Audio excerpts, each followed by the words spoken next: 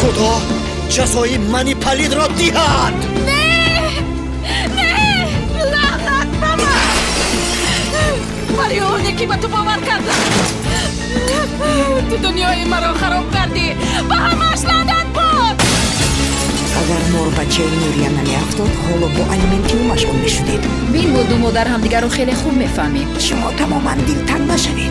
نوریا عریضه جدا شوی نوشته است. اکنون نوری از او جدا می شود. آنها اقلا فرزنددار نشدند. فرزند که نباشد الیمنت هم گرفته نمی شود. نوریا کوزان میمیرد و الماس کوزان تولد میشود. یعنی برای نسوختن هرچی که میتواند باید بکنه جنابی انور. باز یک کلمه گویی که مرا ناراحت سازد. مرا دیگر اصلا نمیبینی. با پدرت حامله بودنت را نگفته بودی؟ تو قلابی فریبگری. تو دکتر نیستی. اسبی آرام ضربه سخت دارد.